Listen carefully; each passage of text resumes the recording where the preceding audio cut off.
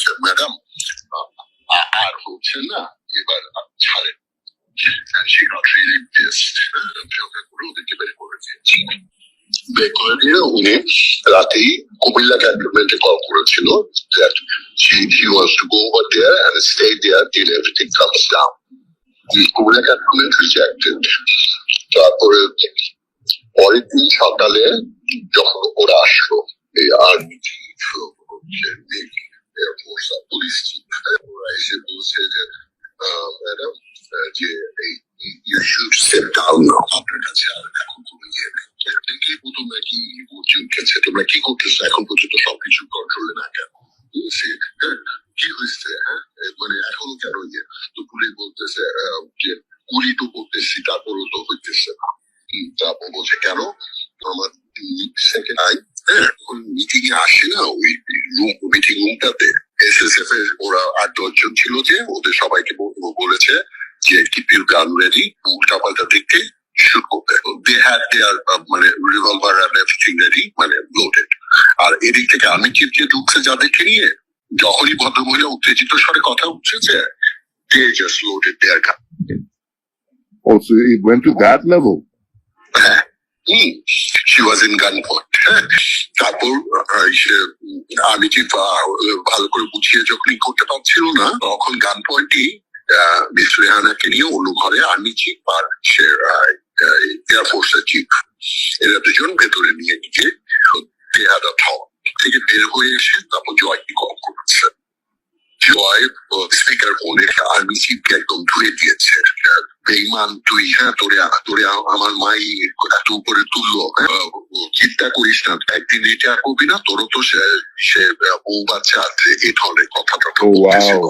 আমি চিফ চুপ করেছিল, আমি চিফটাকে ঠান্ডা ভাবে বলেছে জয় শোনো, মাথা গরম করে লাভ নেই, এই মুহূর্তে তোমার মায়ের দুটো অপশন, যে either she is going to resign or I'm going to step out. ওরা তারপরেও ওরা আমাকে মারবে and then they're going to get in and kill her.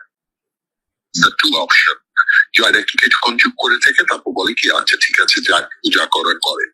We already took bags full of resignation papers, audit papers, so তারপর they sign all of them. তারপর already কিন্তু অনেক দেরি হয়ে গেছে এসব কথা বলতে বলতে। অলরেডি সে ঢাকার চিফ ইয়ে করে লিঙ্ক করে দিয়েছে 2টার সময় আর্মি চিফ ইয়ে দেবে, তাই না? দেরি হয়ে গেছে। হ্যাঁ, তখন রিজাইন করার পরে সে পুলিশ চিফের দিকে তাকিয়ে বলেছে আমি যাওয়ার 1 মাসের মধ্যে যে আমি যাওয়ার 1 মাসের মধ্যে ইয়ে করতে হবে, এই দেশকে 75 সেই আগের বানিয়ে দিতে হবে, এবং আমার আগামী 20-25 বছর যেন এই দেশ দাঁড়াতে না পারে। She told Isha. Well, I can totally see her saying this. She's a psycho. Yeah. She's a psycho. তারপরে চিফেরা বলছে the best I can do is give her safe message. Either that or she should be dead as well. তারপরে সবকিছু sign করে ভদ্রমহিলা কিছু নেয়নি, শুধু $5 lakhs নিয়ে গেছে। সমস্ত এমপ্লয়ীদেরকে বের করে SSF এর গাড়ি দিয়ে বের করে দিয়েছে গণভবন থেকে।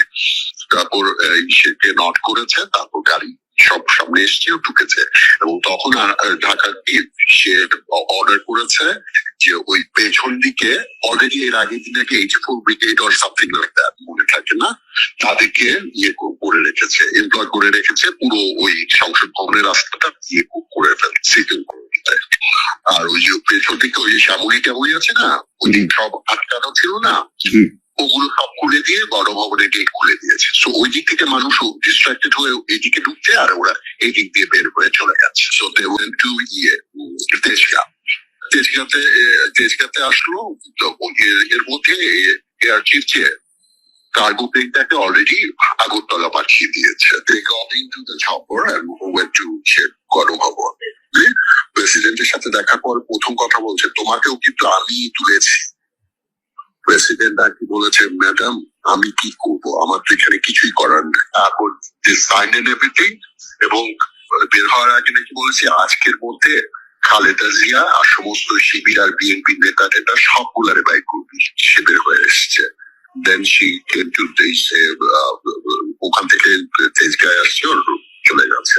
She wanted 8 সে এসএসএফ করে তার জন্য। তো RBC বলছে ম্যাডাম সিটি তো আছে এখানে, যে সে 8টা, হ্যাঁ দুজন আমাদের থেকে 2জন, আর আপনি 4জনকে নিয়ে গেছে গণভবনে। With all this time, even before she left, তার মধ্যে এতটুকু রিমোর্স ছিল না, এতটুকু মানে she was the same arrogant, মানে full of vengeance. She went there either to kill her or get her out.